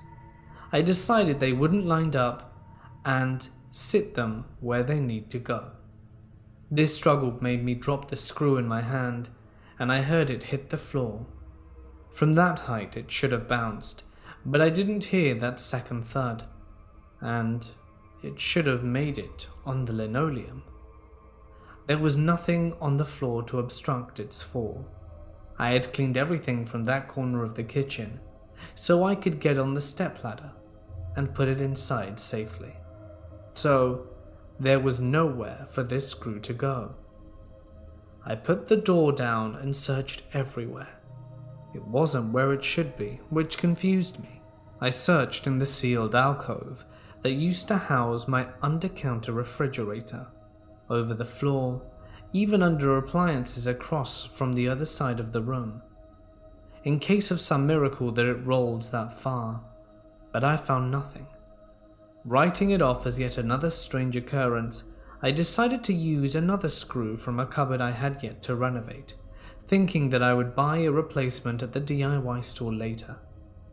My work was interrupted by a phone call from my mother, who often calls me on my days off, and after a little chat, she asked me how my decorating was going, since she hadn't seen my efforts for a few days.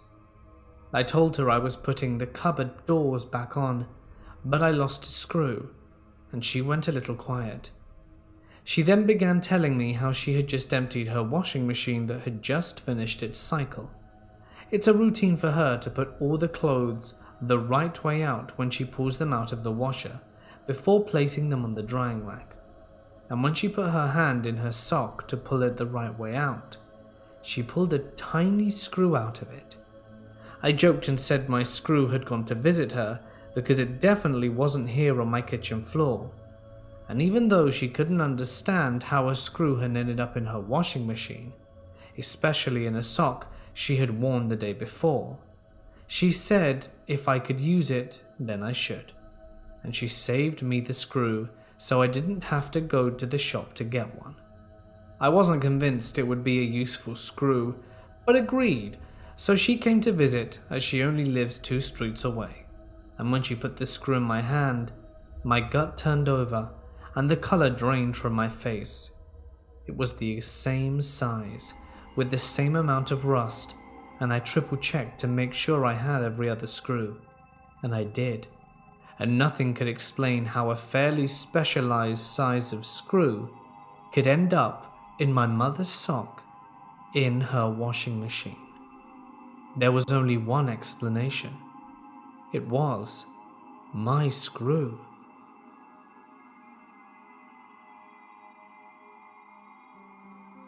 I moved to Prague in the Czech Republic to work as a private teacher after I figured that the labor situation was far from good in my home country of Belgium for recent graduates.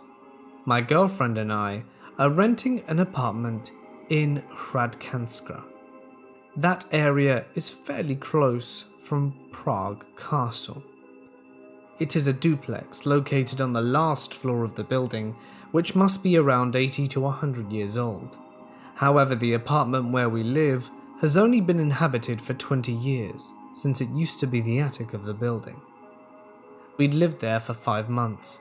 It's quite modern and bright, nothing to be scared of. However, last month, I offered to keep the dog of one of my students, a lovely young fox terrier, only for 3 weeks while she was out of the country. I love dogs, but living on the 6th floor without elevators is a deal breaker for owning one permanently. The first night was terrible. The dog couldn't stop whining because it was so used to sleeping in the same bed as its owner, but that isn't too much of a thing, mostly my girlfriend in all honesty. To be able to get some sleep and reassure the dog, I went down and slept on the couch. The dog was silent for the rest of the night, and I woke up in the early hours at around 6 or 7. That's when I heard what I thought to be my girlfriend walking down the wooden stairs. I heard the cracking of wood and light steps going towards the couch. I was half awoken, but frankly felt that it was too early to show it and start conversation. That's when I felt her sitting on the couch and leaning on me, and when I decided it would be time to turn around and kiss her hello. It's an L-shaped sofa, and I was lying on the smaller part, but when I turned around, there was nothing. I listened intently and could hear her upstairs gently snoring. Obviously, I freaked because I have a history of sleep paralysis, and I hate it when it happens. And so I thought for the next day that was it. Sleep paralysis. I hate it, but at least I know it's nothing hostile.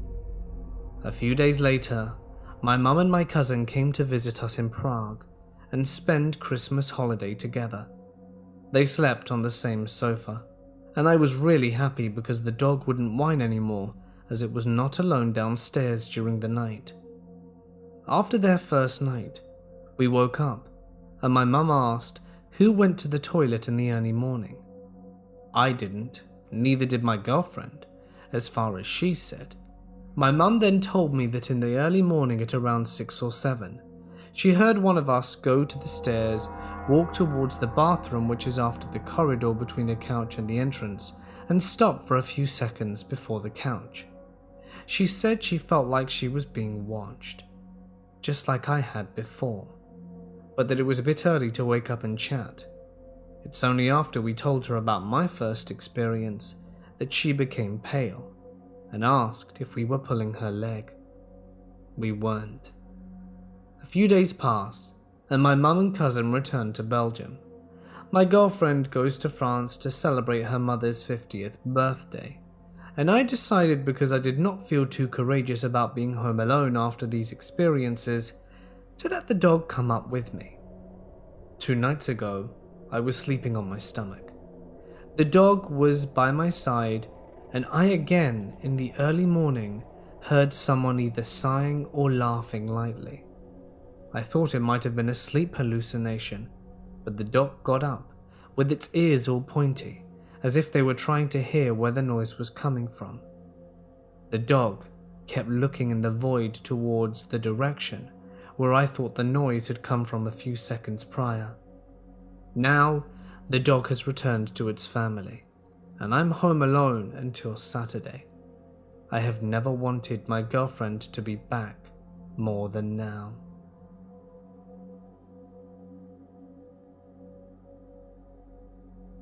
When I was in middle school, starting 7th grade, my sister told me she ran into Rudy, who was wondering how I've been, and if I was coming back to our middle school after summer. I had no idea who Rudy is. My sister thought she knew him. My friends knew him, and apparently he was one of my best friends, but I didn't know him. I met him for the first time in 7th grade, and he just kind of hung around with me and became part of my friends. My friends didn't seem to not know him and treated him like he was part of the group. My sister said that he told her of the times my best friend and I, and him, hung out at the pool or played video games.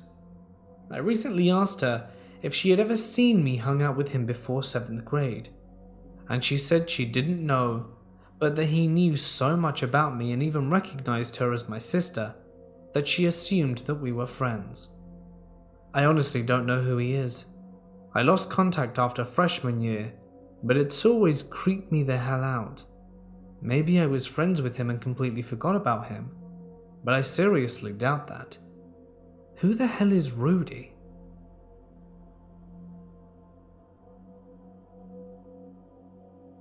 A couple of years back, me and a friend were doing a road trip. It was here where we discovered something rather unusual, a ghost town.